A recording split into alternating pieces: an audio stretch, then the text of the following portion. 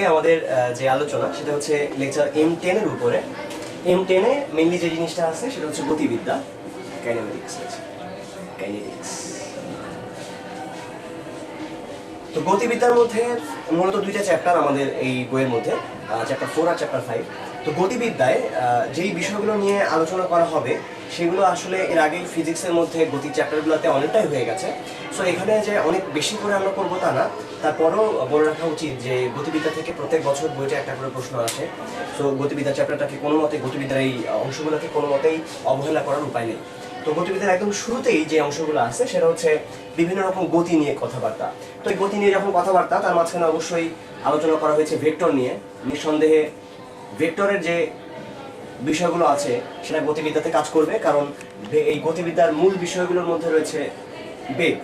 মূল বিষয়গুলোর মধ্যে একটা হচ্ছে বেগ। বেগ নিয়ে আমাদের সমস্ত আলোচনা, আসলে বেগ, ত্বরণ, এইসব বিষয় নিয়ে। তো বেগ এটা নিয়ে আলোচনা করতে গেলে অবশ্যই ভেক্টর নিয়ে আমাদেরকে আলোচনা করতে হয়, এবং সরণ বা ত্বরণ এগুলো নিয়ে আলোচনা করতে গেলেও ভেক্টর নিয়ে আলোচনা করতে হয়। তো আগে বলি যে ভেক্টর জিনিসটা কেমন, ভেক্টর নিয়ে কেন আমরা আলোচনা করলাম এটা একটু বলে নেওয়া উচিত যে আসলে ভেক্টর কি জিনিস। আমরা বলি যে রাশির মান এবং দিক দুটাই আছে সেটা হচ্ছে ভেক্টর, বাট এইভাবে বলাটা আসলে উচিত না।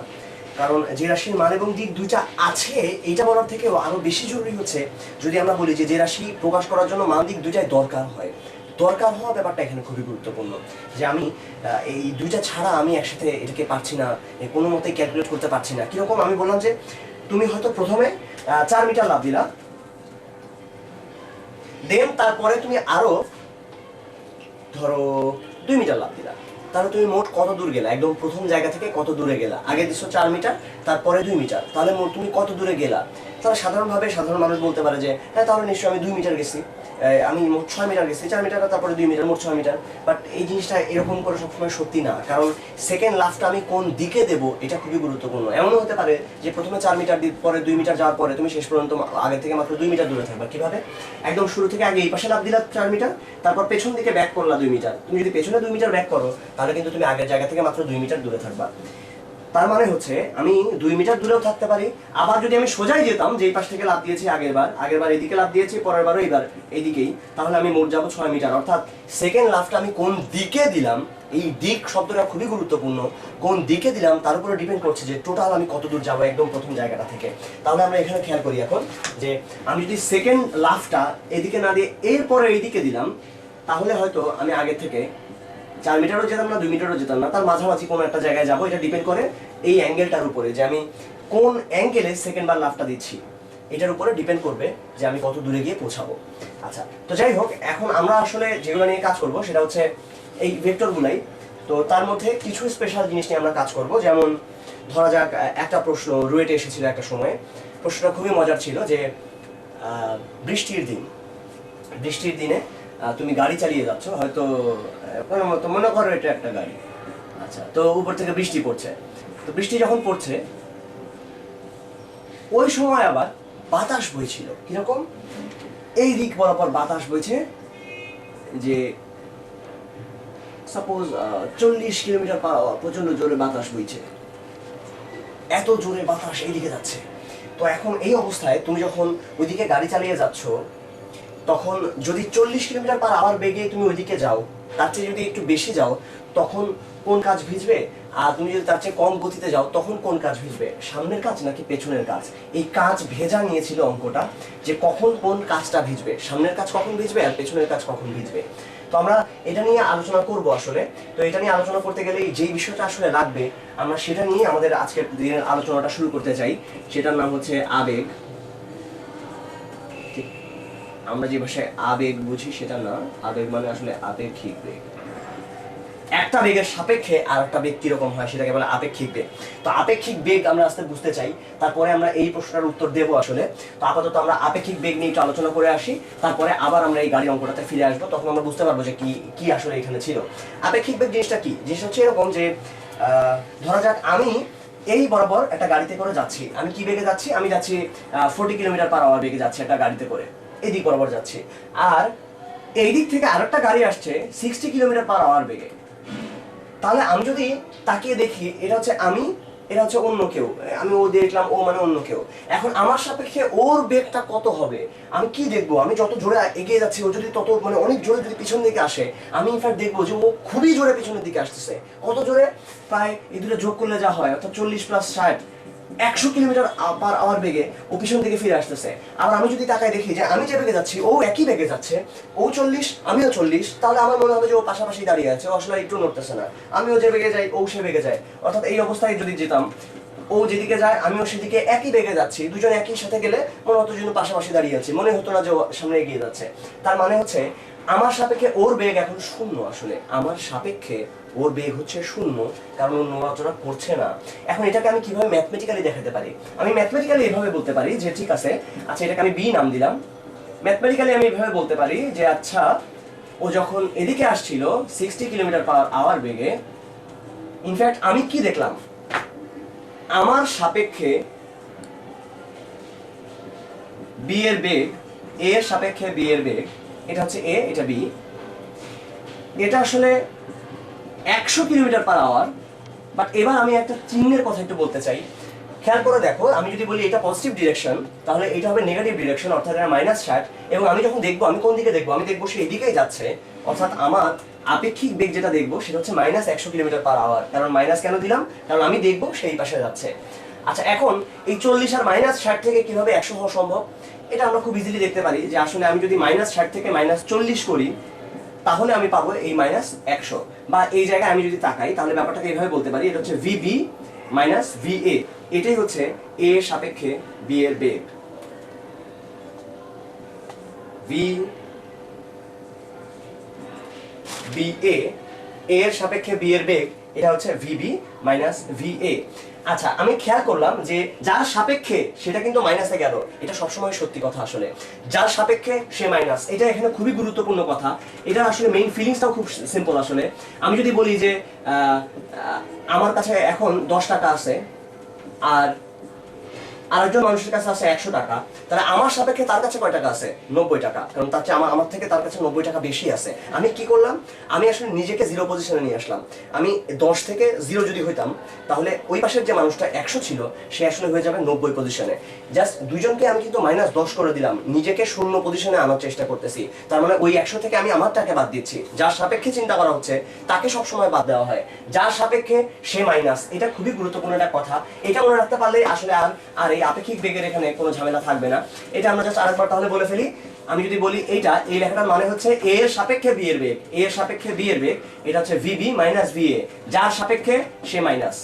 আচ্ছা এটা যখন আমরা জানি তখন আমরা এখন খেয়াল করতে পারবো যে ধরা যাক একজন মানুষ, আমি এতে মনে করলাম আমি এদিকে দৌড়াচ্ছি, প্রচন্ড বেগে দৌড়াচ্ছি, আর আকাশ থেকে বৃষ্টি পড়ছিল, বৃষ্টির নর্মাল বেগ ছিল এইদিকে, এটা হচ্ছে ভিবি, বিতে বৃষ্টি পড়ছে উপর থেকে বৃষ্টি পড়ছে, ওই পাশে আমি দৌড়াচ্ছি। তাহলে আমি কি দেখবো? আমার কাছে কি মনে হবে? বৃষ্টি কি একদম উপর থেকে পড়ছে? উত্তরটা হচ্ছে না। আমার কাছে এইটা মনে হবে না যে বৃষ্টি ঠিক উপর থেকে পড়ছে, বরং আমার কাছে কি মনে হবে আমি সেটাই বলি। অর্থাৎ আমার এখন টার্গেট হচ্ছে ভি বি এ, আমার সাপেক্ষে বৃষ্টির বেগ কত এটা দেখা, এবং আমরা জানি এটা হচ্ছে ভিবি মাইনাস ভিএ, যার সাপেক্ষে তাকে মাইনাস করতে হয়। অর্থাৎ এখন আমাকে চিন্তা করতে হবে যে ওকে মাইনাস ভি আগে বের করি। এই হচ্ছে এ যদি হয় ভিএ, এই পাশে থাকবে তাহলে মাইনাস ভিএ। এই দুটার যদি আমি লব্ধি নিয়ে থাকি তখন কি পাবো? তখন পাবো এই ডিরেকশনে, অর্থাৎ এটা হবে ভি বি এ। তার মানে হচ্ছে আমি যদি সামনে দৌড়াতে থাকি আমার কাছে মনে হবে বৃষ্টিটা এইভাবে এসে পড়ছে, অর্থাৎ আমি যত জোরে সামনের দিকে দৌড়াবো তত বৃষ্টিটা এরকম করে হেলে এসে আমার কাছে পড়ছে বলে আমার কাছে মনে হবে। আসলে বৃষ্টি সোজাভাবেই পড়ছে, বাট যেহেতু আমি দৌড়াচ্ছি আমার দৌড়ানোর কারণেই আমার কাছে মনে হবে যে বৃষ্টি এইভাবে এসে পড়ছে। ওকে, যখন আমরা তার মানে এটা যখন জানি, এইবার আমরা তাহলে আইডিয়া করি যে একটা গাড়ি যদি স্থির থাকতো, একটা গাড়ি এরকম করে স্থির আছে, বৃষ্টি পড়ছে উপর থেকে, তখন আসলে দুইটা কাছে ভিজতো। একদম শুরুতে যখন একদম বৃষ্টি শুরু হলো সে অবস্থায় গাড়ি যদি স্থির থাকে তাহলে দুইটা কাছে ভিজবে, প্রথমে এই পাশের কাঁচও এই পাশের কাঁচও। বাট যদি গাড়িটা জোরে এইভাবে যাওয়া শুরু করে, মুভ করা শুরু করার সাথে সাথে তার কাছে মনে হবে আপেক্ষিক বেগটা এই বরাবর, অর্থাৎ আপেক্ষিক বেগ যদি এই বরাবর হয় তখন কিন্তু পেছনের কাজটা ফার্স্ট টাইম ভিজবে না, ভিজবে সামনের কাজটা। অর্থাৎ সে যদি সামনের দিকে এগিয়ে যায়, অর্থাৎ যদি বৃষ্টি উপর থেকে পড়ে সে সামনের দিকে এগিয়ে যায় তাহলে ভিজবে সামনের কাজ।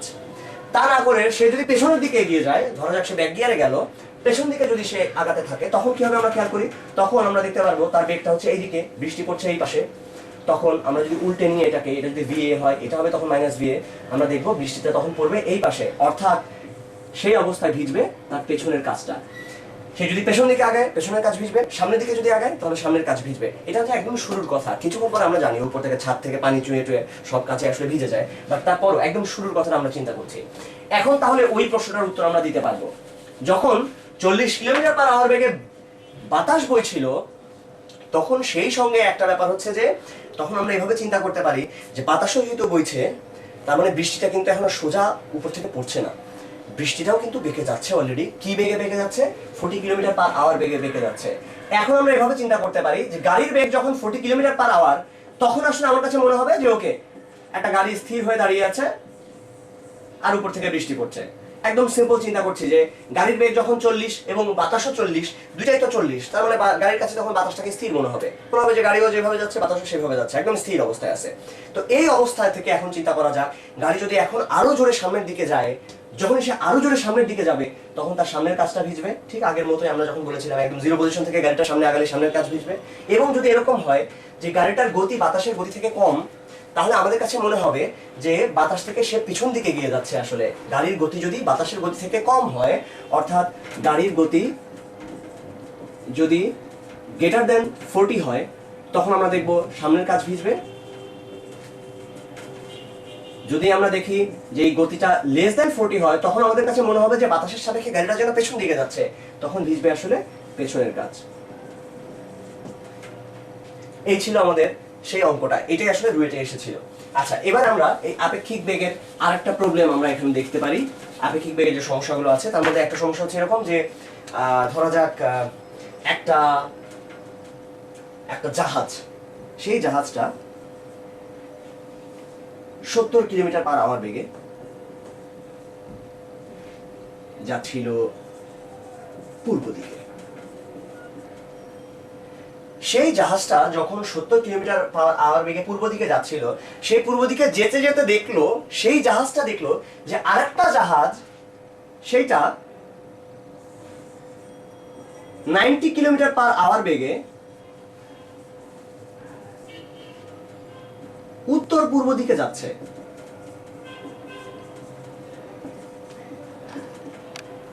দ্বিতীয় জাহাজের প্রকৃত বেগ কত?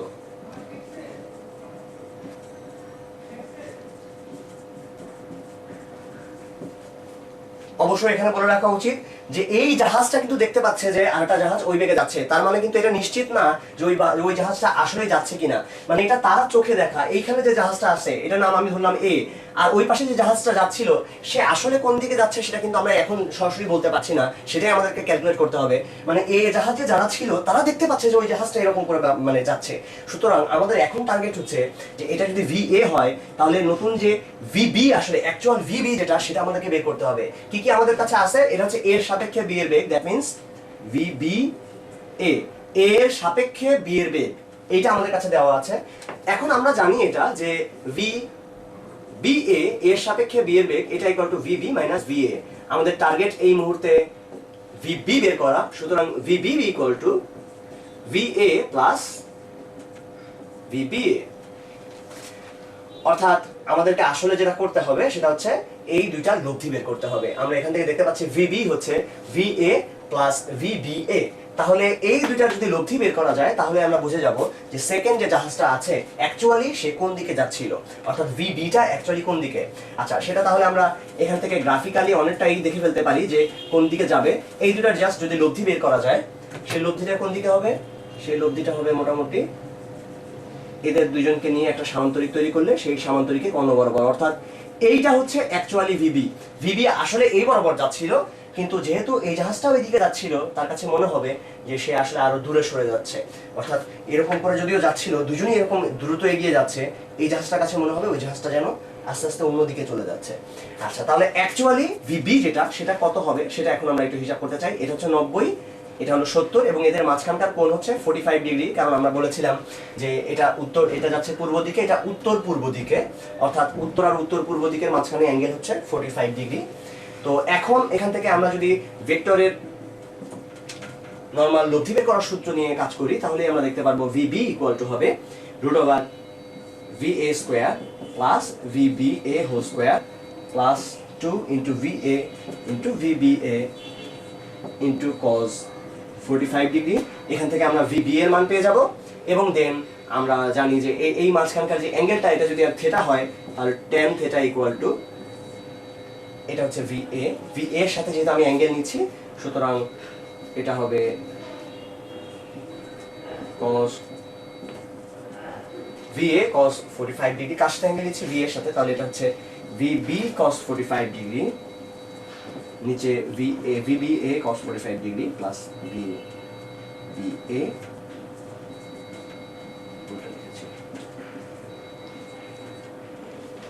এটা হচ্ছে tan থিটার মানটা। এখান থেকে আমরা থিটা পেয়ে যাব এবং VB পেয়ে যাব। এই হচ্ছে আমাদের সলিউশন। আচ্ছা ওকে, এটা ছিল একটা টাইপের অঙ্ক। আমরা আরেক ধরনের অঙ্ক এখানে খেয়াল করব যে এরকম একটা অঙ্ক যে একটা রেল জংশন ছিল, একটা জংশন কোথায় হতে পারে পার্বতীপুর জংশন আর যেখানে খুশি একটা জংশন, এরকম একটা রেল জংশন। আচ্ছা জংশনের অঙ্কটা আমরা বরং বইয়ের অঙ্কটা যেটা আছে অ্যাকচুয়ালি সেই অঙ্কটাই করার চেষ্টা করি। অঙ্কটা কিরকম যে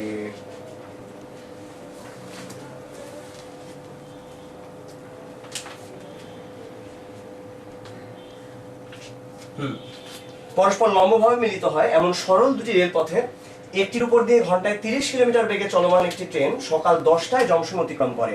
অর্থাৎ এটা হচ্ছে সকাল 10টার সময়, সকাল 10টায় এই বরাবর একটা ট্রেন যাচ্ছিল, তার বেগ ছিল 30 কিলোমিটার পার আওয়ার। সে এই জায়গাটা অতিক্রম করে গেল সকাল 10টার সময়। এইখান দিয়ে একটা ট্রেন যাচ্ছে এবং আরেকটা ট্রেন এই পাশ থেকে আসছিল, সেটা কত বেগে আসছিল? সে আসছিল 40 কিলোমিটার পার আওয়ার বেগে এবং সে এখানে এসে পৌঁছায় বিকাল 3টায়। সে গিয়ে পৌঁছায় বিকাল 3টায়। এখন কোশ্চেনটা হচ্ছে এই যে কখন এদের দুজনের মধ্যে ডিরেক্ট দূরত্ব সবচেয়ে মিনিমাম হবে। মানে একটা কথা বলা যাচ্ছে অনেক দূরে যখন থাকবে তারা, নিশ্চয়ই তাদের মধ্যে দূরত্ব অনেক বেশি, অনেক দূরে যখন ছিল, আস্তে আস্তে আস্তে আস্তে এই ট্রেনটা আগাচ্ছে, এই ট্রেনটা আগাতে আগাতে আগাতে আগাতে যখন এখানে আসলো তখন বাজে সকাল 10টা। সকাল 10টার সময় সে কিন্তু বেশ দূরে আছে। এরপরে আস্তে আস্তে আস্তে আস্তে ওইদিকে এগিয়ে যাচ্ছে, এও কিন্তু সামনের দিকে এগিয়ে যাচ্ছে। এদের মধ্যে কিন্তু দূরত্ব এখন ডিরেক্ট দূরত্ব কমতে শুরু করেছে। কমতে কমতে একটা পর্যায়ে গিয়ে সেই দূরত্বটা মিনিমাম হবে। এরপর যেটা হবে সে অনেক দূরে চলে যাবে, এটা এখানে গিয়ে পৌঁছাবে, বাট ও তখন এত দূরে হয়তো চলে যাবে যে এদের মধ্যেকার দূরত্বটা অনেক বেশি হয়ে যাবে। তো মাঝখানে কোনো একটা জায়গায় কোনো একটা পয়েন্টে তাদের মধ্যে দূরত্বটা মিনিমাম হবে, ডিরেক্ট দূরত্বটা। সেই পয়েন্টটা কত এটা আমাদেরকে বের করতে হবে আসলে, যে কতক্ষণ পরে এবং মানে তাদের মিনিমাম দূরত্বটা কত হবে এবং সেই টাইমটা কত, কখন তাদের মধ্যে এই দূরত্বটা মিনিমাম হবে। আচ্ছা এখন একটা ব্যাপার খেয়াল করা যাক যে সকাল আমরা কি দেখেছি? আমরা দেখেছি যে এইখানে যে গাড়িটা আছে সেই গাড়িটা বিকাল 3টার সময় এখানে এসে পৌঁছায়। সকাল 10টার সময় যখন এই গাড়িটা এখানে অবস্থান করছে, এই গাড়িটা তারপরে এখানে পৌঁছাতে কত টাইম নিচ্ছে? সকাল 10টা থেকে বিকাল 3টা পর্যন্ত মোট 5 ঘন্টা টাইম নিচ্ছে। সে 5 ঘন্টা পর এখান থেকে এখানে এসে পৌঁছায়। তাহলে এখান থেকে এটা দূরত্ব কত এটা কিন্তু আমরা বের করে ফেলতে পারি যে 5 ঘন্টায় এই গাড়িটা এখানে এসে পৌঁছায়। আমরা জানি এই গাড়িটা 1 ঘন্টায় যায় 40 কিলোমিটার, 1 ঘন্টায় 40 কিলোমিটার, তাহলে সে 5 ঘন্টায় যাবে 200 কিলোমিটার। তাহলে কিন্তু আমরা বুঝে গেলাম যে এখান থেকে এটা ডিসটেন্সটা কত আসলে। তার মানে এই ডিসটেন্সটা হচ্ছে ঠিক 200 কিলোমিটার। আচ্ছা তাহলে এতটুকু আমরা শিওর যে সেই সকাল 10টার সময় এখানে যে গাড়িটা ছিল সেই গাড়ি ছিল এখান থেকে 200 কিলোমিটার দূরে। দেন আস্তে আস্তে আস্তে আস্তে এই গাড়িটা এগিয়ে যাচ্ছে, এই গাড়িটা ওই দিকে চলে যাচ্ছে। যেতে যেতে মাঝখানে কোনো একটা জায়গায় এদের মাঝখানকার দূরত্বটা মিনিমাম হবে। আমরা ধরে নিলাম যে টি সময় পরে দূরত্বটা, টি ঘন্টা পরে দূরত্বটা সর্বনিম্ন হয়। আমরা এরকম একটা কিছু ধরে নিলাম। তাহলে টি ঘন্টা পরে সে এসে পৌঁছাবে এরকম কোনো একটা জায়গায় আর ও চলে যাবে এরকম কোনো একটা জায়গায়। দেন এদের মাঝখানকার যে দূরত্বটা আমি ধরলাম সেই দূরত্বটা হচ্ছে এক্স। আমাদের টার্গেট হচ্ছে এক্স কোথায় গিয়ে মিনিমাম হয় সেটা আসলে দেখার চেষ্টা করা। ওকে, তো এইটার জন্য এবার আমরা খেয়াল করি যে এই গাড়িটা বেগ ছিল 30 কিলোমিটার পার আওয়ার। তাহলে টি ঘন্টা পরে সে কোথায় গিয়ে পৌঁছাবে? টি ঘন্টা পরে পৌঁছাবে 30 টি দূরে, কারণ 1 ঘন্টায় যায় 30 কিলোমিটার, টি ঘন্টায় যায় 30 × টি কিলোমিটার। আচ্ছা, আর এই লোকটা, এই যে গাড়িটা সেটা ঘন্টায় 40 কিলোমিটার করে যায়, তাহলে টি ঘন্টায় যাবে 40 টি কিলোমিটার। আচ্ছা, তাহলে একটুকু হচ্ছে 40 টি, টোটালটা ছিল 200, একটু 40 টি হলে এই অংশটা হবে 200 মাইনাস 40t। দেন এবার পিথাগোরাসের উপপাদ্য, তার থেকে আমরা বলতে পারি যে অতিভুজ স্কয়ার ইকুয়াল টু লম্ব স্কয়ার প্লাস ভূমি square 200 minus 40t whole square. এইখান থেকে যদি একটু ক্যালকুলেশন করা যায় তাহলে আমরা দেখবো এটা হচ্ছে 900t square minus 40,000, 2 into 200 into 40, that means 16,000t minus plus 1600t square বা এক্স স্কয়ারের মানটা দাঁড়াবে 2500t স্কয়ার প্লাস 16,000t না মাইনাস 16,000t প্লাস 40,000। এখন এখান থেকে হচ্ছে ইন্টারেস্টিং ব্যাপারটা, আমাদের টার্গেট হচ্ছে এক্স এর মানটা কোথায় গিয়ে মিনিমাম হয় সেটা বের করা, যে সবচেয়ে কম দূরত্ব কোথায় গিয়ে পাওয়া যাবে কোন টি এর ভ্যালুর জন্য। আচ্ছা, এটা করার জন্য খুব সুন্দর কিছু ওয়ে আছে। একটা উপায় হচ্ছে আমরা যদি এটাকে ডিফারেন্সিয়েট করি, আমরা জানি যে গুণমান লঘুমান বের করার সময় এটাকে ডিফারেন্সিয়েট করে অঙ্ক করে ফেলা যায়, সেটা খুবই সুন্দর একটা ওয়ে। আরেকটা ওয়ে হচ্ছে এখান থেকেই সরাসরি বীজগাণিতিক উপায় বের করে ফেলা যায় যে কোথায় গিয়ে মিনিমাম হবে, যদি এটাকে আমরা স্কোয়ারিং করার সুযোগ পাই। অর্থাৎ এটাকে লিখলাম যে এটা হচ্ছে 50t whole square plus 2 into 50t into 160, এগুলো 100 আর 160, ঠিক আছে, plus 160 whole square, 160 whole square মানে হচ্ছে 25600, তার মানে হচ্ছে 25,600, আর এক্সট্রা কত থাকবে, আর থাকবে 14,400। তাহলে আমরা দেখতে পাচ্ছি এই জায়গায় 50t minus 160 whole square plus 14,400। এইখান থেকে খুব ইজিলি বলা যায় যে এক্স এর মিনিমাম ভ্যালুটা কোথায় হবে। এক্স এর যখন মিনিমাম ভ্যালু হবে তখন এক্স স্কয়ারেরও আসলে মিনিমাম ভ্যালু হবে। সো আমরা আসলে এইটার মিনিমাম ভ্যালু কোথায় হবে সেটা বুঝলেই বুঝে যাব। তো এক্স স্কয়ারের মিনিমাম ভ্যালু কোথায় হবে, এক্স স্কয়ারের মিনিমাম ভ্যালু হবে যখন এই পার্টটা আসলে 0 হয়ে যাবে, কারণ এর চেয়ে ছোট হওয়া এটার পক্ষে আর সম্ভব না। 0 থেকে একটা স্কয়ার আর ছোট হতে পারে না আমি যদি বাস্তব কোনো সংখ্যা নিয়ে কাজ করি। সো এই স্কয়ারটার মিনিমাম ভ্যালু হবে, এটার মান হবে 0, তার মানে তখন 50t মাইনাস 160, এই জিনিসটার মান হবে 0, টি এর মান হবে 160 বাই 50, এটা বাদ দিলে এটা হবে 3.2 আওয়ার, 3.2 ঘন্টা।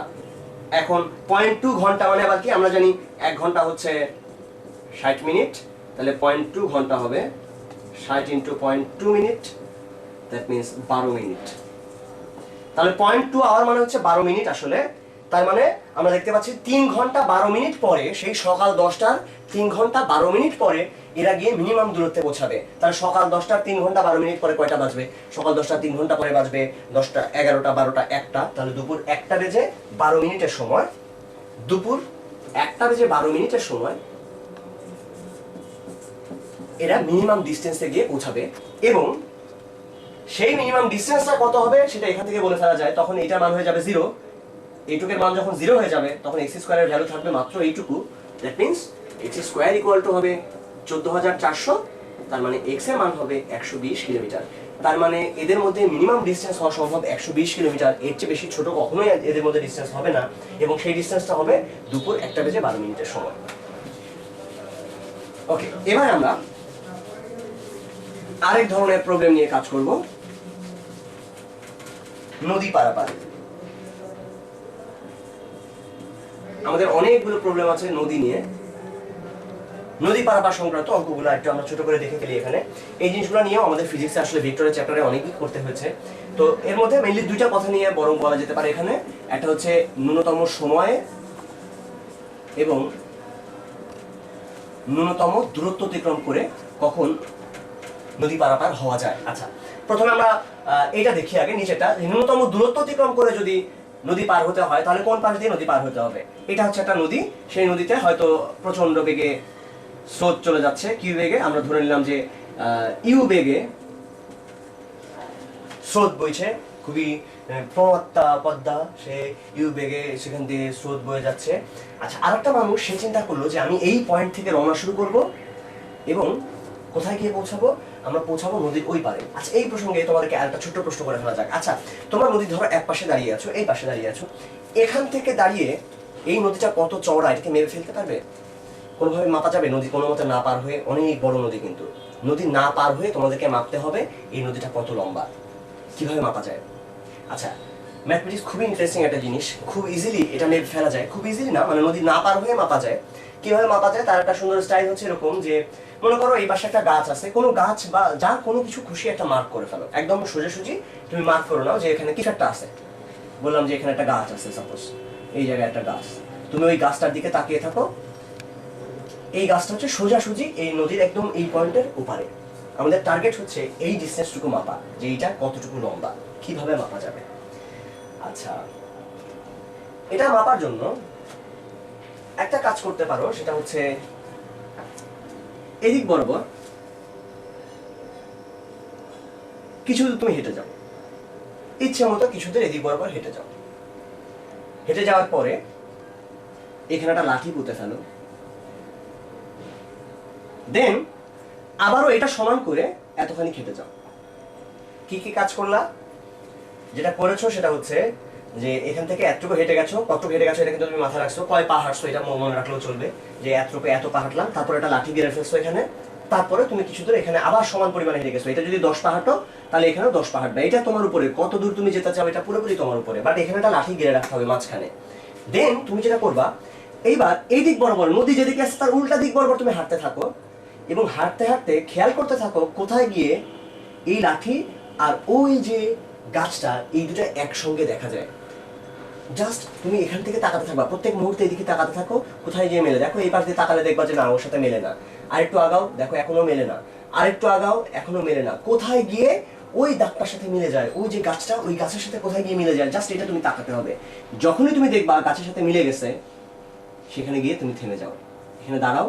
তুমি এখান থেকে যতটুকু হেঁটে আসছো এখানে, এটাই হচ্ছে আসলে নদীর প্রস্থ। ওই নদী যত বড় এটা ঠিক তত বড় হবে। কারণটা দেখো, কারণ এই অংশটা তো এই অংশের সমান, আবার এটাতে একটা 90 ডিগ্রি, সুতরাং আসলে এই যে ত্রিভুজ দুইটা, এই ত্রিভুজ দুইটা হবে সর্বসম ত্রিভুজ। এবং সর্বসম ত্রিভুজ যদি হয় তাহলে তুমি খুব ইজিলি বের করে ফেলতে পারবা যে এইটা আর এইটা, এই দুটো আসলে সমান পরিমাণে চওড়া হবে। তার মানে দেখো, তুমি নদী না পার হয়ে এই নদীর এপার থেকে বলে ফেলতে পারো যে এই পুরো নদীটা কত চওড়া। ম্যাথমেটিক্সের এটাই পাওয়ার। ইনফ্যাক্ট তুমি এই জিনিসটাকে আরো সোজা করে নিতে পারো। তুমি আরো ম্যাথমেটিক্স যদি এইভাবে চিন্তা করো যে ওকে, আমি এদিকে 10 পা যাবো, বাট এদিকে 10 পা যাবো না, এদিকে আমি যাবো মাত্র 2 পা, এবং 2 পা হেঁটেই আমি এদিকে আসার চেষ্টা করলাম। তাহলে তুমি চিন্তা করো যে এদিকে তুমি আসলে পুরোটার 5 ভাগের 1 ভাগ আসলো, তাহলে এখনো তুমি আসলে এটা দেখতে পারো। এবং তখন যেটা চিন্তা করবা, এখানে যতটুকু হাসছো তার 5 গুণ হবে পুরো দৈর্ঘ্যটা, কারণ এটা 5 ভাগের 1 ভাগ হচ্ছে এইটুকু, তাহলে এই পুরোটারও 5 ভাগের 1 ভাগ হবে এই অংশটা। সদৃশ কোণী ত্রিভুজের আইডিয়া থেকে আমরা এই কথা বলে ফেলতে পারি। আচ্ছা, তাহলে এবার আসো আমরা আবারও নদী পার হওয়ার চেষ্টা করি। ওকে, তোমাদের যেই ভদ্রলোক নদী পার হবেন, চিন্তা করো সেই ভদ্রলোক এইখান থেকে নদী পার হওয়ার চিন্তা করছেন। এখন তুমি চিন্তা করো, নদীর স্রোত কিন্তু এই পাশে। যদি সেই ভদ্রলোক এখান থেকে সোজাসুজি নদী পার হওয়ার চেষ্টা করে, সে কি আসলে নদী পার হতে পারবে? সে কিন্তু নদী ওইভাবে পার হতে পারবে না, কারণ সে সোজা পার হতে গেলেই নদীর স্রোত তাকে ঠেলে ওই পাশে পাঠিয়ে দেবে। তাহলে তাকে কি করতে হবে? তাকে যদি সোজাসুজি নদী পার হতে হয়, তাহলে তাকে আসলে এই বরাবর কোনো একটা দিকে অগ্রসর হতে হবে। তাকে অগ্রসর হতে হবে এইদিকে, যাতে নদীর স্রোতটাকে ঠেলে সোজা করে দেয়, সে এই মাথা থেকে সোজা ওখানে গিয়ে পৌঁছায়। এটি হচ্ছে আসলে ন্যূনতম দূরত্বে এই পুরো স্রোত, এই পুরো নদীটা অতিক্রম করা। আচ্ছা, ন্যূনতম দূরত্বে যখন সে নদীটা অতিক্রম করবে, তখন কি হবে আসলে? তখন যেটা হবে যে এইটাকে আমি যদি ভি ধরে নিই, আর এদিক বরাবর তখন তার পাওয়া যাবে অবশ্যই লব্ধি বেগটা, কারণ লব্ধি বেগই আমি চাচ্ছি ওইদিকে যেতে হয়। এবং এই দিক বরাবর যে স্রোতের বেগটা আছে সেটা হচ্ছে ইউ। তাহলে আমরা সামান্তরিক সূত্র থেকে বলতে পারবো এটুকু ইউ হলে এটুকু ইউ হবে। এবং এখানেই আসলে মেইন মজার ব্যাপারটা, যে এটাকে আমরা পিথাগোরাস দিয়েই করতে পারি, আর কোনো কিছুই দরকার হয় না। যে V square equal to U square plus W square, এখান থেকে অনেকগুলো কথা বলে ফেলা যায়, যে W square equal to V square minus U square. এটা থেকে সমস্ত অঙ্কগুলো করে ফেলা যায়। ডাব্লিউর মান হবে root over V square minus U square. আমি টি দিয়ে যদি চিন্তা করি, তাহলেও আসলে সমস্ত কিছু এখান দিয়ে বলে ফেলতে পারবো। আমরা বলতে পারবো যে এইখান থেকে এই পর্যন্ত যদি ডি হয়, এবং এখান থেকে ওই পর্যন্ত পৌঁছাতে যদি টি টাইম লাগে, তাহলে আমরা নিঃসন্দেহে বলতে পারবো ডি ইকুয়াল টু দূরত্ব সমান সমান বেগ ইন্টু সময়, এদিক বরাবর যে বেগটা আছে ডাব্লিউ ইন্টু টি। এই বরাবর যদি টোটাল টাইম লাগে টি, তাহলে আমার টোটাল দূরত্ব যদি ডি হয়, তাহলে D equal to W into T. ডাব্লিউর মানটা কত সেটা আমরা কিন্তু জানি। ডাব্লিউর মানটা হচ্ছে V square minus U square root over V square minus U square into টি।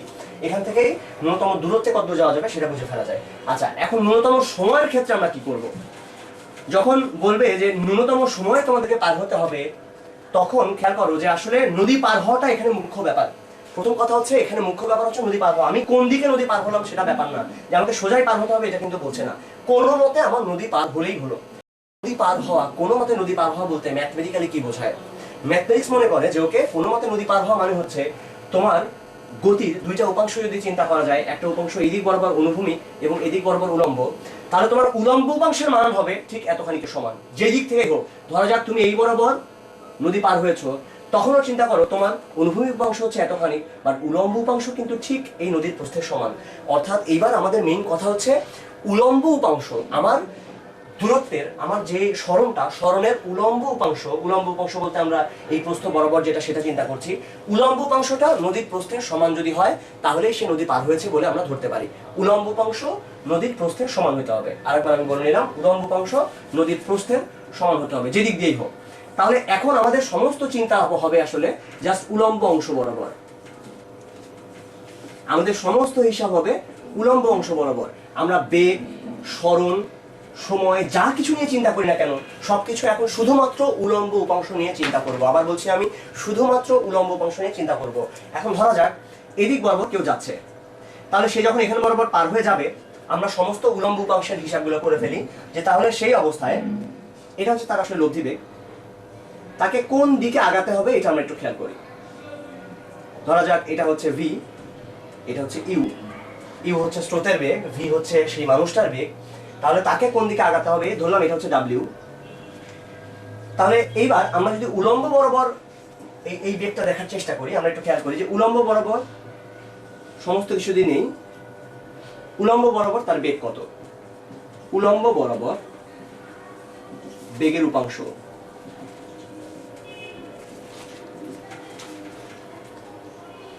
ধরি এই অ্যাঙ্গেলটা হচ্ছে থিটা ধরলাম। তাহলে উলম্ব বরাবর তার বেগের উপাংশ হবে U cos 90 degree, U cos 90 degree plus V cos theta. উপাংশ নিতে গেলে cos নিয়ে নিতে হয়। So U cos 90 degree plus V cos theta. U cos 90 degree এটার মান কত? এটার মান সবসময় 0 আসলে। সো এর কোনো উপাংশ এখানে পড়বে না, থাকবে শুধুমাত্র ভি cos থিটা। আচ্ছা, উলম্ব বরাবর তাকে কত দূরত্ব অতিক্রম করতে হবে?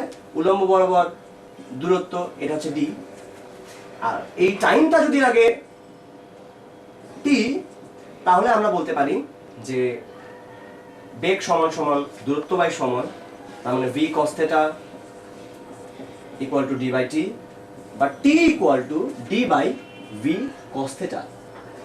এখন আমরা দেখতে চাই থিটার কোন ভ্যালুর জন্য টি এর মানটা মিনিমাম হয়, কারণ আমরা বলেছিলাম যে সবচেয়ে কম সময় আমাদের এটা দরকার ছিল যে ন্যূনতম সময়ে আমাদেরকে নদী পার হতে হবে। এখানে কোন দিক দিয়ে গেলাম সেটা ব্যাপার না, কোন দিকে পার হলাম সেটা ব্যাপার না, বাট ন্যূনতম সময় পার হতে হবে। তাহলে টি এর মান মিনিমাম কখন হবে? যখন নিচের পার্টটা সবচেয়ে বড় হবে। যখন নিচে সবচেয়ে বড় হয় তখন পুরো জিনিসটার মান সবচেয়ে ছোট হবে। নিচে কখন সবচেয়ে বড় হবে? যখন থিটার মান হবে আসলে 0 ডিগ্রি। আমরা এখান থেকে খেয়াল করি যে থিটার মান 90 হলে সবচেয়ে ছোট হয়, আর এই জায়গায় থিটার মান যদি 0 ডিগ্রি হয় তাহলে সবচেয়ে বড় পাওয়া যাবে। অর্থাৎ সর্বোচ্চ হবে টি ন্যূনতম হবে যখন theta equal two 0 degree, that means T equal two তখন দাঁড়াবে ডি বাই ভি। এবার আমরা অ্যাকচুয়ালি জিনিসটা একটু ফিল করার চেষ্টা করি যে যখন থিটা ইকুয়াল টু 0 ডিগ্রি তখন আসলে কি হবে। থিটা ইকুয়াল টু যখন 0 ডিগ্রি তখন আসলে এই ভি এর দিকটা এদিক বরাবরই হবে, অর্থাৎ সেই লোকটাকে রওনা দিতে হবে সোজাসুজি বরাবর, একদম সোজা বরাবর তাকে রওনা দিতে হবে। সোজা বরাবর রওনা দিলে সে নিশ্চয়ই সোজা গিয়ে পৌঁছাবে না। সে কোন দিকে গিয়ে পৌঁছাবে? সে রওনা দেবে সোজা, সোজা রওনা দিলে স্রোত তাকে ঠেলে ওইখানে নিয়ে পৌঁছাবে। হয়তো সে পৌঁছাতে চেয়েছিল এই গ্রামে, সে পৌঁছাবে পাশের 10 গ্রাম পরে, তাতে কোনো অসুবিধা নেই। আমাদের দরকার সবচেয়ে কম সময়ে নদী পার হলেই হলো, কোন গ্রামে পৌঁছায় সেটা ব্যাপার না, কারণ এই পাশে অনেক আর্মি মিলিটারি আছে, ওই পাশে কোনো মতে নদী পার হতে পারলেই তার জীবন রক্ষা পাবে। সে কোন পাশ দিয়ে যাবে, সবচেয়ে দ্রুত যাওয়ার যখন চিন্তা করবে তাকে রওনা দিতে হবে আসলে সোজা বরাবর। সে অনেক দূরে গিয়ে পড়লেও সবচেয়ে কম সময় অতটা দূরত্ব সে অতিক্রম করবে। আগেরবার আমরা যেমন দেখেছিলাম তাকে খুব অল্প দূরত্ব সে অতিক্রম করেছিল, বা সেই দূরত্ব অতিক্রম করতেও তাকে অনেক বেশি টাইম লেগেছিল। কেন? কারণ তাকে অনেক ফাইট করতে হয়েছিল এই স্রোতের সাথে। আমরা খেয়াল করেছিলাম যে এই পাশ থেকে প্রত্যেকটা মুহূর্তে তাকে, সে যেতে যাচ্ছে সোজা বরাবর, বা স্রোত তাকে এই পাশ থেকে ঠেলছে। এখন সে যেটা করবে, সে কিন্তু স্রোতের সাথে গা ভাসিয়ে দিয়েছে। সে এই সোজা যখনই রওনা দেবে তখন সঙ্গে সঙ্গে এই স্রোতটা তাকে আরামে ঠেলে ওই পাশে নিয়ে যাবে, তার বেশি সময় লাগবে না। এটা সবচেয়ে কম সময় পৌঁছানোর রাস্তা। কম সময় হলেও তার কিন্তু দূরত্ব যথেষ্টই বেশি হবে আসলে আগের থেকে। ওকে, এই ছিল নদী পারাপার সংক্রান্ত অঙ্কগুলো। অনেক সময় এই জাতীয় কিছু অঙ্ক মাঝে দেখা যায় যে প্রথমে একটা গাড়ি যাচ্ছিল, সেই গাড়িটা একদম শূন্য অবস্থান থেকে, মানে একটা স্টেশন থেকে একটা রেলগাড়ি যেটা বলা যায়, এটা রেলগাড়ি সে একটা স্টেশন থেকে রওনা দিল। তো রওনা হওয়ার পরে প্রথমে কিছুক্ষণ সে F1 সমতরণে চললো। সমতরণে চলার পরে সে একটা নির্দিষ্ট বেগ প্রাপ্ত হলো, সাপোজ ভি বেগ প্রাপ্ত হলো। তারপরে সে কিছুদূর পর্যন্ত ওই বেগেই চললো, অর্থাৎ ভি বেগে কিছুদূর পর্যন্ত চললো। চলার পরে সে আবার কিছুদূর সমমন্দলে গেল, অর্থাৎ তার গতিটা আস্তে আস্তে আবার কমলো, কমতে কমতে আরেকটা জায়গায় গিয়ে জিরো হলো, সে ওখানে গিয়ে থামলো। তো এই অবস্থায় এইটা থেকে অনেক কিছু যদি বলে যে যদি এটা টোটাল দূরত্ব এক্স হয়, টোটাল দূরত্ব টোটাল সময়টা টি হয়, তাহলে এখান থেকে অনেক কিছু প্রমাণ করতে পারে। তো মজার ব্যাপার হচ্ছে যে এই ধরনের যে অঙ্কগুলো আছে সেগুলো তো এমনি করা যায়, আবার এগুলোকে গ্রাফিক্যালিও করা যায়। আবার এই ধরনের প্রবলেমগুলোকে গ্রাফিক্যালিও সলভ করা যায়। যেরকম আমরা যদি এরকম একটা গ্রাফ আঁকাই, যে গ্রাফটা হচ্ছে বেগ ভার্সাস সময়ের একটা গ্রাফ, সেখানে আমরা লক্ষ্য করি একদম শুরুতে টি ছিল 0, তখন ভিও ছিল 0, আস্তে আস্তে তার বেগটা বেড়ে যাচ্ছে কি হারে, F1 হারে। আসলে এটা হচ্ছে সেই গ্রাফের ঢাল। কারণ এই অবস্থায় নর্মালি আমরা দেখতে পারবো যে সে আসলে একটা সরল রেখার মতো করে আগাবে, কারণ ইকুয়েশনটা দাঁড়াবে জাস্ট এতটুকু, u plus v by t1, এটাই হচ্ছে f। আসলে কি বলবো, v minus u by t1 এটা ইকুয়াল টু f1। আচ্ছা, সো এখান থেকে যেটা দেখা যাবে এটা পুরোপুরি এই টাইপের একটা জিনিস, অতএব v equal two f1 into t1, y equal to mx টাইপের একটা জিনিস হবে, যেটা একটা মূলবিন্দুগামী সরলরেখা। এই মূলবিন্দুগামী সরলরেখাটা এখানে আমরা দেখাচ্ছিলাম আসলে। তো এরপরে কি হচ্ছে, এরপরে যেটা হবে, সে কিছু দূর v সমবেগে চলতে থাকবে। এটা হচ্ছে সে v মাত্রা, যে ঠিক এই বেগে সে কিছু দূর চললো, দেন তারপরে তার গতি আবার কমতে কমতে F2 এই হারে কমতে কমতে আবার গিয়ে 0 হলো। তো এখন এই টোটাল জায়গাটা যে এরিয়াটা VRT গ্রাফে, এই VT যে লেখচিত্রটা, VT লেখচিত্রতে ঢালগুলো হচ্ছে সেই ত্বরণগুলো। অর্থাৎ আমরা যদি এই সরলরেখার ঢাল নির্ণয় করি তাহলে ত্বরণ পাবো এখানকার, এই সরলরেখার ঢাল নির্ণয় করলে এই অংশের ত্বরণ পাওয়া যাবে, এইটা ঢাল নির্ণয় করলে এটা 0 হবে, সেটা হচ্ছে এই অংশের ত্বরণ, কারণ সমবেগে চলছে সে কারণে ত্বরণ নাই। এবং যদি এরিয়া বের করা যায় টোটাল এরিয়াটা, তাহলে আমরা আসলে পাবো যে এখানে টোটাল কত দূরত্ব অতিক্রম করেছে সেই জিনিসটা। তো বলেই দেওয়া আছে যে এই অংশটুকু হচ্ছে টি, এখান থেকে এই পর্যন্ত টি, আর টোটাল দূরত্বটা হচ্ছে এক্স। তাহলে x সমান সমান কত আসলে এই পুরোটা এরিয়া। তো এরিয়াটাকে আমরা এভাবে কয়েকটা জায়গায় ভাগ করে নিই। আমরা দেখেছি যে এই অংশটা হচ্ছে v, সে v বেগ প্রাপ্ত হয়েছিল এই এতটুকুতে, এতটুকু হচ্ছে v, এবং এইটুকু হচ্ছে প্রথমে ধরে নিলাম যে এটা হচ্ছে t1 সাপোজ, আর এটা হচ্ছে t2, এটা t3। তাহলে x এটা হবে এই তিনটা জায়গাকার এরিয়ার যোগফল। তিনটা এরিয়া কত কত, একটা হচ্ছে half into v into t1, half into দৈর্ঘ্য ইনটু প্রস্থ, এই ভূমি ইনটু উচ্চতা, এটা হচ্ছে এই ত্রিভুজের ক্ষেত্রফল, প্লাস এটা হচ্ছে একটা আয়তক্ষেত্র যার একটুকু হচ্ছে t3, একটুকু হচ্ছে v, so v into t3 এটা হচ্ছে এই আয়তক্ষেত্রের ক্ষেত্রফল, plus half into v t2 এটা হচ্ছে এই ত্রিভুজটার ক্ষেত্রফল। তাহলে টোটাল জায়গাটার ক্ষেত্রফল আমরা আসলে পেয়ে গেছি। আবার আমরা চাইলে এরকম বলতে পারি যে এই জায়গায় f1 যেটা, সেই ঢালটা হচ্ছে আসলে v বাই t1 এর সমান, এবং এখান থেকেও আমরা দেখতে পারবো যে f2 যেটা সেটা হবে v বাই t2 এর সমান। আসলে ভালো করে বলতে গেলে এইভাবে আমাদের বলা উচিত, কারণ এটা যেহেতু মন্দন, সুতরাং ত্বরণ হিসাবে চিন্তা করলে এটা হচ্ছে মাইনাস f2, এটাও এখান থেকে চিন্তা করলে মাইনাস v বাই t2 হবে আসলে। তো যাই হোক, আমরা জাস্ট মানটা নিয়ে চিন্তা করছি, মন্দনের মানটা হবে f2 equal to v by t2। তাহলে আরেকটা জিনিস আমরা একটু এখান থেকে খেয়াল করি যে t1 এর মানটা তাহলে কত আসে এখান থেকে। এখান থেকে t1 এর মানটা আসবে v বাই f1, এবং t2 এর মানটা আসবে v বাই f2। মাঝখানে t3 যে পার্টটা, সেই পার্টটা নিয়েও আরেকবার একটু চিন্তা করা যেতে পারে যে t3 হচ্ছে আসলে t minus t1 minus t2, that means t minus পুরো জায়গাটা থেকে এই দুটো জায়গা বাদ দিলে আসলে t3 পাওয়া যায়। এটা সমান সমান v by f1 minus v by f2। তাহলে আমরা এইখান থেকে এখন আসলে দেখতে পারবো যে এটা কিরকম, যে টোটাল x যেটা আছে, এই xটা এটা equal to half into v by f1, আমরা এখান থেকে দেখেছি t1 মানে হচ্ছে v by f1, plus v into t3 মানে হলো t minus v by f1 minus v by f2, plus half into v into v by f2। So যেটা দাঁড়াবে সেটা হচ্ছে এরকম, যে এখানে থাকবে half v square by f1, এবং এখান থেকে থাকবে minus v square by f1, আর এই জায়গায় থাকবে একটা vt। তাহলে vtটাকে আগে বাইরে বের করে নিয়ে আসি, vt minus half v square by f1 minus half v square by f2। এটা থেকে অনেক কিছু প্রমাণ করতে বলে অনেক সময়, এবং এইখান থেকে আমরা অলরেডি দেখে ফেলেছি যে বেশ কিছু জিনিস এখানে আসলে প্রমাণ হয়ে গেছে। এখান থেকে 2x ইকুয়াল টু সামথিং এরকম কিছু একটা প্রমাণ করতে বলে যে এই পাশে যদি 2 দিয়ে গুণ করে দেওয়া যায় তাহলে 2x আসবে, 2 vt minus V square by f1 minus V square by f2, বা v যদি কমন নেওয়া যায় 2t minus v by f1 minus v by f2, এরকমই কিছু একটা প্রুফ করতে বলে। সো আমরা সেই প্রুফটা দেখলাম যে এইরকম গ্রাফিক্যালি চিন্তা করলে খুব ইজিলি করে ফেলা যায়। আচ্ছা, এবারে আমরা বেশ কিছু বাঘ হরিণ সংক্রান্ত অঙ্ক করব। একটা বাঘ পিছনে থাকবে, সে সামনে একটা হরিণকে দৌড় দেবে, তারপর গিয়ে ধরবে। তো সেই শিকার ধরার গল্প, মানে শিকার ধরার অঙ্কটা আমরা করবো। বাট তার আগে একটা পুরনো জিনিস তোমাদেরকে মনে করিয়ে দিই, এটাকে বলে জেনোস প্যারাডক্স। তোমরা অনেকে একিলিসের নাম শুনতে পারো। একিলিস হচ্ছে একটা বিখ্যাত একজন গ্রিক বীর ছিলেন একিলিস।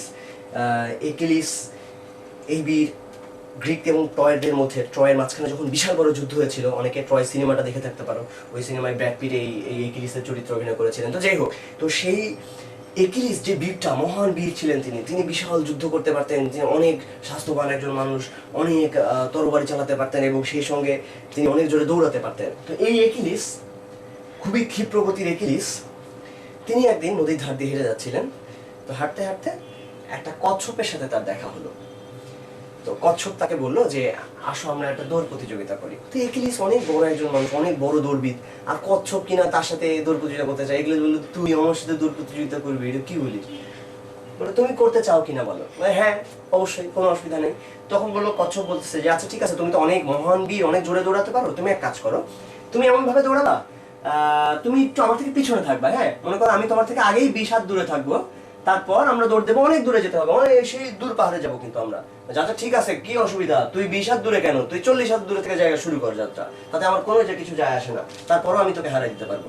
তুমি কি শিওর? হ্যাঁ, না শিওর কি আছে, ঠিক আছে তাহলে চলো আমরা দৌড় প্রতিযোগিতা শুরু করি। তো কচ্ছপ এখানে মনে করে দাঁড়িয়ে আছে, কচ্ছপটা, আর এইখানে আছে একিলিস। তো কিছুক্ষণ পরে দৌড় প্রতিযোগিতা যখন শুরু হবে, কচ্ছপ বললো, একিলিস ভাই তুমি বেশি জোরে দৌড়াও না, হ্যাঁ তুমি দৌড়ালে আমি কিভাবে পারবো, তুমি আমার চেয়ে ডবল গতিতে দৌড়াবে। বলছে ঠিক আছে, আমি তোর চেয়ে ডবল গতিতেই না হয় দৌড়ালাম, তাও তো আমি তোর থেকে জিতেই যাবো। এবার লাস্ট মোমেন্টে যখন দৌড় প্রতিযোগিতা শুরু হবে, কচ্ছপ বললো, একিলিস আসলে তুমি আমার সাথে পারবা না। কি বলিস তুই, আমি তোর সাথে পারবো না? হ্যাঁ তুমি আসলে পারবা না। কেন? দেখো আমি তোমাকে কিছু যুক্তি দেখাচ্ছি, আমি যদি তোমাকে যুক্তি দিয়ে বোঝাই দিতে পারি তুমি পারবা না, আমাকে এই রোদের মধ্যে দৌড় প্রতিযোগিতা দরকার আছে? না ঠিক আছে, আমাকে বোঝা, তুই দেখি কিভাবে আমি হেরে যাই। দেখো একিলিস, আমি তো তোমার থেকে অর্ধেক গতিতে দৌড়াই, তাই না? হ্যাঁ ঠিক আছে, তাহলে তুমি চিন্তা করো, একদম শুরুতে তুমি যখন কিছুক্ষণ পরে আমার এখানে এসে পৌঁছাবা, দৌড়াতে দৌড়াতে তুমি যখন দৌড় শুরু করলা করে যখন এখানে এসে পৌঁছাবা, আমি নিশ্চয়ই ওখানে দাঁড়ায় থাকবো না, আমিও তো এগিয়ে যাবো। কতটুকু আগাবো বলো দেখি? বলো কেন, তুই 10 হাত আগাবি, তুই যেহেতু আমার চেয়ে অর্ধেক আগাস, তাহলে তুই 10 হাত আগাবি। বললো গুড, ঠিক আছে। এরপর মনে করো তুমি এখানে এসে পৌঁছালা, আমি তখন তোমার থেকে 10 হাত দূরে সামনে দাঁড়ায় আছি। এইবার তুমি কি করবে বলো দেখি? এইবার তুমি আমাকে ওখানে গিয়ে ধরতে যাবা। তুমি যখনই এখানে এসে পৌঁছাবা, আমি কি আর ওখানে দাঁড়ায় থাকবো? আমি কি করবো বলো দেখি? আমি তখন 5 হাত আগায় যাবো।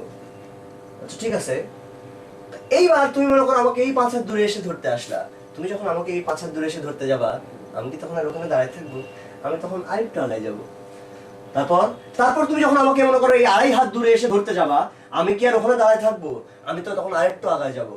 তারপর তারপর তুমি যখন আরেকটু এখানে আগে আসবা, তুমি যেখানে আমাকে ধরতে যাবা, আমি তার থেকে একটু আগে থাকবো না? আমি তো তোমার চেয়ে অর্ধেক বেগে আগাই, তাই না? আমি তাহলে তোমার সাথে আগেই থাকবো সবসময়, তাহলে তো তুমি আমাকে কোনোদিন ধরতে পারবো না। এবং একিলিস ব্যাপারটা কিছু বুঝতে না পেরে হার মেনে নিলেন। একিলিস এত বড় একজন গ্রিক বীর, তিনি একটা কচ্ছপের সাথে হার মেনে নিলেন যে না, আমি আসলে তোমার সাথে কখনো যুদ্ধ করে পারবো না। তোমাদেরকে চিন্তা করার জন্য দেওয়া থাকলো যেটা আসলে কেন হলো, এরকম কেন হলো, আসলে কি এরকম হবে? ম্যাথমেটিক্স কি বলে? ম্যাথমেটিক্স বলে যে না, আসলেই তুমি যদি এরকম করে দৌড়াতে থাকো তাহলে একসময় ধরবে। যেমন ম্যাথমেটিক্স অনুসারে আমি এটা দেখাতেই পারি যে ধরা যাক একিলিস, আমি ধরে নিলাম যে এই 20 হাত পার সেকেন্ড এই বেগে একিলিস আগাচ্ছে, 1 সেকেন্ডে সে 20 হাত যায়। বাংলাটা তো বের করলাম, মনে করি একক 20 হাত। আর কচ্ছপ যেটা টর্টয়েস, সে যাচ্ছে 10 হাত পার সেকেন্ড। তাহলে সে কোথায় গিয়ে মানে কোথায় গিয়ে একজন আরেকজনকে ধরতে পারবে? আসলে আমরা সেই জায়গাটা একটু দেখি, আমরা আসলে এটা কিন্তু বের করতে পারবো। আচ্ছা, একিলিস আর টর্টয়েস এই দুজনের নিয়ে আমরা মনে করি হিসাব করলাম, তাহলে আমাদের কি জানা আছে যে VA মনে করো দুইটা সমবেগে যাচ্ছে, এটা হচ্ছে 20 আর ভিটি এটা হলো 10। তাহলে কোথায় গিয়ে মিলবে এটা আমরা হিসাবটা দেখি।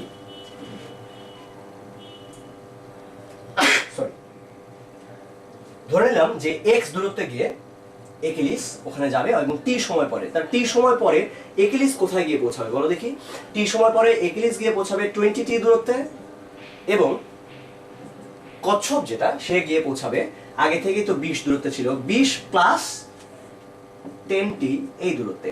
দ্যাট মিন্স আমরা এখান থেকে দেখতে পাচ্ছি 10t ইকুয়াল টু 20 বা t ইকুয়াল টু 2। তার মানে মাত্র 2 সেকেন্ড পরেই আসলে একিলিস কিন্তু কচ্ছপকে ধরে ফেলতে পারবে। কিন্তু আমরা দেখতে পাচ্ছিলাম একটু আগের যে লজিক থেকে, সেখান থেকে দেখা যাচ্ছিল যে একিলিস কোনোদিনও আসলে কচ্ছপকে ধরতে পারে না। আসলে এই দুটার মধ্যে ঝামেলাটা কোথায়, কেন এরকম হলো, এটা বের করার দায়িত্ব তোমাদের। আমি এখন এখানে যাব না, বরং আমি ত্বরণ সংক্রান্ত বেশ কিছু প্রবলেম নিয়ে আলোচনা করতে চাই। ধরো এই প্রবলেম না, আমরা চিন্তা করছি এরকম যে আমরা এমন একটা প্রবলেম নিয়ে চিন্তা করি যে একজন যাত্রী, সে 120 মিটার সামনে, তার 120 মিটার সামনে আছে একটা ট্রেন, সে পেছন থেকে সুষম ত্বরণে রওনা শুরু করলো। সে দেখলো কি, সে এখান থেকে আসছে না, সে রওনা শুরু করলো সমবেগে, সে আসলে দৌড়াতে দৌড়াতে আসছিল, বেশ কি বেগে, ভি বেগে দৌড়াতে দৌড়াতে আসছে, সে দৌড়াতে দৌড়াতে আসছে। যখনই সে এই পজিশনে আসছে তখনই সে দেখলো ট্রেনটা রওনা শুরু করে দিয়েছে একটা সমত্বরণে। সমত্বরণ কি মনে করো, এফ সমত্বরণে রওনা শুরু করে দিয়েছে। সে দৌড়াতে দৌড়াতে গিয়ে 1 মিনিট পরে ট্রেনটাতে কোনো মতে উঠতে পারলো। তাহলে তোমাদেরকে বলতে হবে ভি এর মান কত এবং এফ এর মান কত। আচ্ছা, এখানে এখন বলে রাখি যে কোনো মতে উঠতে পারা ব্যাপারটা কিরকম। কোনো মতে উঠতে পারা মানে হচ্ছে, ওকে অবশ্যই সে ট্রেনটাকে ধরতে পেরেছে নিঃসন্দেহে, ট্রেনটা না ধরলে ট্রেন যদি সামনে থাকে সে তো আর উঠতে পারবে না। এবং কোনো মতে উঠতে পারার মানে হচ্ছে সে যেই মুহূর্তে ট্রেনটাতে ধরেছে ট্রেনটাকে, তখন ট্রেনের বেগ এবং তার বেগ সেম ছিল। আবার বলছি আমি, সেই মুহূর্তে ট্রেনের বেগ এবং তার বেগ যদি সেম থাকে তার মানে হচ্ছে কোনো মতে ধরা। আচ্ছা, তাহলে এইবার আসো, সে তো এত পেছনে ছিল, এরকম একটা পজিশনে ছিল, তাহলে সে যখন, আমি ধরে নিচ্ছি যে সে 1 মিনিট পরে, তাই না, 1 মিনিট পরে সে গিয়ে ট্রেনটাকে ধরতে পারলো। তো 1 মিনিট পরে সে কত দূরত্বে অতিক্রম করবে এটা আমরা দেখি। 1 মিনিট মানে হচ্ছে 60 সেকেন্ড। সে 60 সেকেন্ড পরে এই লোকটা সে যাবে টোটাল 60 ইন্টু ভি, এই দূরত্ব সে অতিক্রম করবে, এস ইকুয়াল টু ভিটি এই থিওরি অনুসারে। এটা সমান সমান আসলে 120 প্লাস, আমরা ধরলাম এই পয়েন্টে গিয়ে তারা মিলে 120 প্লাস এই ট্রেনটা যতটুকু ওই টাইমে অতিক্রম করবে সেই সময়টা, অর্থাৎ ট্রেনটা যাবে half F T square. That means এখান থেকে একটা ইকুয়েশন আমরা পাবো 60v ইকুয়াল টু 120 প্লাস এখান থেকে পাওয়া যাবে 1800f, বা আমি যদি 60 দিয়ে ভাগ করে দিই, v equal two 2 plus 30f। এটা একটা ইকুয়েশন হিসেবে লিখে রাখলাম। আবার আমরা বলেছিলাম যে তার কিন্তু দুইটা বেগ সেম হতে হবে। এখন এইটা, এই যে ট্রেনটা টি সময় পরে, এই 1 মিনিট পরে তার বেগটা কত হবে। 1 মিনিট পরে ট্রেনের বেগ হবে v equal two u plus at। ওই ফর্মুলা থেকে আমি যদি চিন্তা করি তাহলে আমি পাবো যে ট্রেনের বেগ হবে u প্লাস f ইন্টু 60। এটা হচ্ছে ট্রেনের বেগ ইকুয়াল টু ওর বেগ v, বা 60f ইকুয়াল টু v। এটাকে আমি নাম্বার দিলাম 2। এখন এই দুটো যদি আমরা একসাথে মিলাই তাহলে পাবো 60f equal to 2 plus 30f, বা 30f ইকুয়াল টু 2, বা f equal to 1/15 metre per second square. এটাই হচ্ছে ত্বরণটা, যেই ত্বরণে ওই ট্রেনটা এগিয়ে যাচ্ছিল সেইটা। এবং f যদি আমরা v পেতে চাই তাহলে আমরা এখানে বসাই দিই, এটাকে 2 থেকে পাবো v equal to 60 into 1/15, that means 4 metre per second. এই বেগে ও এগিয়ে যাচ্ছিল। এই প্রসঙ্গে একটা ছোট্ট কথা বলে ফেলি। আচ্ছা, তোমাদের কি মনে হয় যে একটা ঘর, এই ঘরটা কত মিটার? তোমরা মিটার সম্পর্কে আইডিয়া কিরকম রাখো? একটা মিটার, 1 মিটার আমি বলি যে এত মিটার পার সেকেন্ড, মিটার অনেকবার বলি। 1 মিটার কতখানি আসলে এই যে ঘরটা দেখতে পাচ্ছ, এই ঘরটা আসলে খুব বেশি না, 3.3 মিটার মতো, 3.3 মিটার এই পুরো জায়গাটা। আর একটা জিনিসের কথা বলি, তোমরা জানো যে বলের একক হচ্ছে নিউটন। 1 নিউটন বল কতখানি বল? মনে করো আমি বললাম এরকম, এই যে আমি জোরে একটা ঘুষি দিলাম, এটা কত নিউটন বলে আমি ঘুষিটা দিয়েছি, এটা কত নিউটন ছিল? আচ্ছা, তো এই ঘুষিটা আসলে কিরকম ছিল এটা আইডিয়া করা যাবে খুব সিম্পলি। তোমরা গুঁড়া মশলা দেখেছো, বাসায় অনেকে গুঁড়া মশলা দেখতেই পারো। তো এই গুঁড়া মশলা কিনতে পাওয়া যায়, মনে করো আরকু গুঁড়া মশলা, এরকম একটা বাজার থেকে 100 গ্রামের একটা প্যাকেট কিনে নিয়ে আসবা। 100 গ্রাম এতখানি হবে মাত্র। এই 100 গ্রাম আরকু গুঁড়া মশলা, এটা যদি তুমি হাতে ধরার পরে যে প্রচন্ড ওজন অনুভব করবা, হাত ভেঙে যাবে এরকম, 100 গ্রাম গুঁড়া মশলায় এই যে ওজনটা, এটা হচ্ছে 1 নিউটন। বুঝতেই পারছো 1 নিউটন আসলে খুবই অল্প, 100 গ্রাম ধরলে কিছুই মনে হবে না হাতে। তো এটি হচ্ছে মোটামুটি 100 গ্রাম, এবং 100 গ্রামটাই মোটামুটি 1 নিউটন হবে। কেন? কারণ আমরা জানি W = M × G, এটা হচ্ছে 100/1000 কেজি। আমরা কেজিতে বানানোর জন্য 100 কে 1000 দিয়ে ভাগ করে ফেললাম, যেহেতু 100 গ্রাম ছিল, ইনটু 9.8, এর মানে হচ্ছে 0.98 নিউটন, যেটা একের খুবই কাছাকাছি, আসলে খুবই কাছাকাছি। পছন্দ না হলে প্রয়োজনে আর দুই একটা গুঁড়া একটু বাইরে থেকে একটু নিয়ে নিবা। আচ্ছা, তাহলে তুমি পেয়ে যাবে 1 নিউটনের সমান। এবারে আমরা এই বাস সংক্রান্ত আরেকটা অঙ্ক একটু দেখতে চাই। ধরো অঙ্কটা হচ্ছে এরকম যে একটি বাস স্থির অবস্থান থেকে 1 মিটার/সেকেন্ড স্কয়ার ত্বরণে সরল পথে যাত্রা শুরু করলো। স্থির অবস্থান থেকে 1 মিটার/সেকেন্ড স্কয়ার এই সমত্বরণে সরল পথে যাত্রা শুরু করলো। আচ্ছা, দেখাতে হবে যে 40.5 মিটারের পেছন থেকে কোন যাত্রী 9 মিটার/সেকেন্ড সমবেগে দৌড়েও বাসটিকে ধরতে পারবে না। 40.5 মিটারের পেছনে যদি কোনো যাত্রী থাকে, তাহলে সে যদি 9 মিটার/সেকেন্ড বেগে দৌড়ায়, তাহলেও সে বাসটি ধরতে পারবে না। এটি আমাদেরকে দেখাতে হবে। আচ্ছা, আমরা কিভাবে দেখাবো যে এত দূরত্বে গেলেও সে বাসটাকে ধরতে পারবে না, সেটা আমরা দেখাবো। বাট তার আগে একটু বলে রাখি যে আমরা এটাই আসলে দেখাতে চাই, 40.5 মিটারের পেছনে থাকলে সে আর ধরতে পারবে না। অর্থাৎ আমি আগে ধরে নিচ্ছি যে সে x পেছনে আছে এবং বাসটা এগিয়ে যাচ্ছে 1 মিটার/সেকেন্ড স্কয়ার ত্বরণে। সে কিন্তু x দূরত্ব পেছনে আছে। সে যখন x দূরত্ব পেছনে আছে, এখান থেকে সে সমবেগে দৌড়াচ্ছে কি হারে? 9 মিটার/সেকেন্ড হারে। আমি ধরলাম যে সে t সময় পরে বাসটিকে ধরে। সে যদি t সময় পরে বাসটিকে গিয়ে ধরতে পারে, তাহলে আগে আমরা খেয়াল করি যে সে টোটাল কত দূরত্ব যাচ্ছে। সে যাচ্ছে টোটাল 90 দূরত্ব আসলে, s = vt। এবং ওই বাসটা আসলে কত দূরত্ব যাবে t সময়? বাসটা যাবে half ft², that means half into 1 into t²। এটা হচ্ছে তার টোটাল দূরত্বটুকু।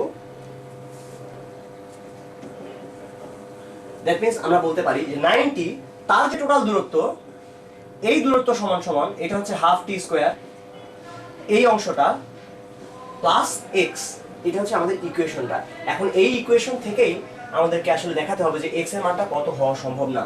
ওকে, আমরা একসাথে ইকুয়েশনটাকে একটু সাজাই। আমরা লিখতে পারবো ওকে 18t = t² + 2x, বা t² - 18t - 2x, sorry plus 2x = 0। একটা দ্বিঘাত সমীকরণ আমরা পেয়েছি। এখন যদি সে কোনো মতে বাসটাকে ধরতে পারে, তাহলে t এর ভ্যালু নিঃসন্দেহে একটা বাস্তব মান পাওয়া যাবে। কারণ সে তার মানে বাসটাকে যেহেতু আসলে ধরতে পেরেছে, কত সময় পরে ধরতে পেরেছে সেটা t এর ভ্যালু থেকে পাওয়া যাবে। যদি আমরা t এর মান বাস্তব না পাই, তার মানে হচ্ছে সে আসলে বাসটাকে ধরতে পারেনি, বাস্তব জীবনে পারেনি, কাল্পনিক কোনো একটা জগতে পেরেছে। সে মনে মনে কল্পনা করে নিয়েছে যে হ্যাঁ আমি আসলে বাসটাকে ধরেছি, আসলে কিন্তু সে বাস ধরতে পারেনি। তো আমরা যদি বাস্তব জগতে সে আসলে বাসটাকে ধরতে পারে, তখন t এর যদি বাস্তব মান পাই, তাহলে দ্বিঘাত সমীকরণের যে নিশ্চয়কটা হবে সেটা অবশ্যই হবে > 0। দ্যাট মিন্স এখান থেকে আমরা বলতে পারি এই সমীকরণের নিশ্চয়ক হতেই হবে > 0। নিশ্চয়ক হচ্ছে b² - 4ac। b² মানে কত? b² মানে হচ্ছে এই যে 18² - 4, a কত? a হচ্ছে 1 ইনটু x, 4ac হচ্ছে 2x। এটা অবশ্যই > 0 হতেই হবে। বা এখান থেকে আমরা যেটা দেখব সেটা হচ্ছে এটা হলো 324 মাইনাস 8x > 0। আমরা যদি 8 দিয়ে ভাগ করি, 8 দিয়ে ভাগ করলে এখান থেকে আমরা দেখতে পারবো, আচ্ছা 8 দিয়ে ভাগ করা যাচ্ছে পরে। সো 8x <= 324 হতে হবে, বা x এইটা <= 40.5 হতে হবে।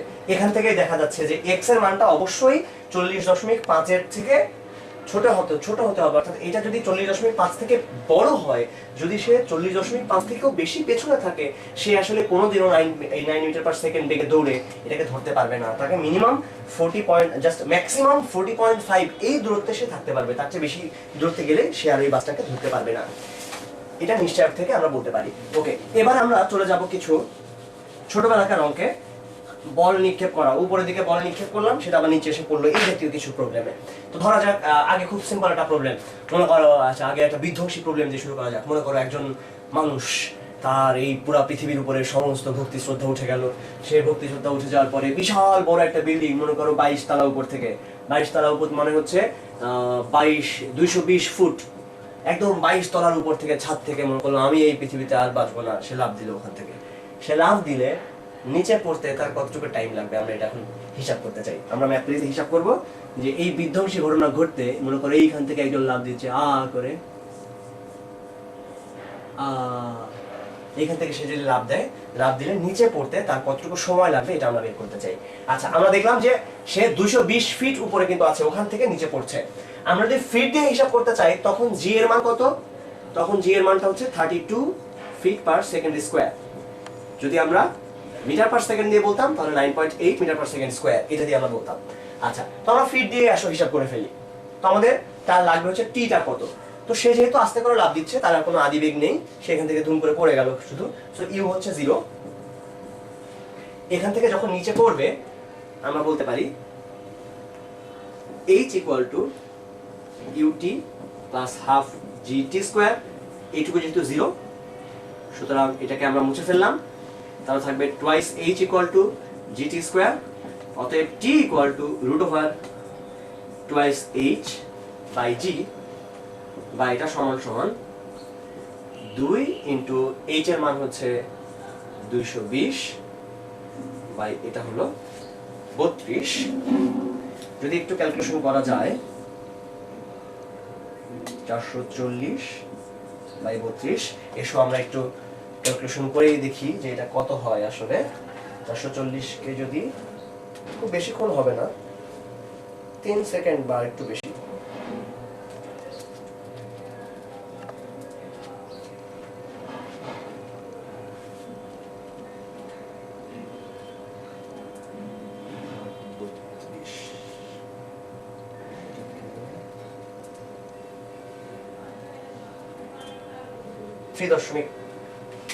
তিন দশমিক 708 সেকেন্ড। তাহলে দেখো মোটামুটি সে যদি ওই 22 তলা বিল্ডিং এর উপর থেকে লাফ দেয় তাহলে তার নিচে পড়তে টাইম লাগবে মাত্র 3.7 সেকেন্ড, মানে 4 সেকেন্ড টাইমও লাগবে না। 1 2 3 শেষ, তার জীবন শেষ।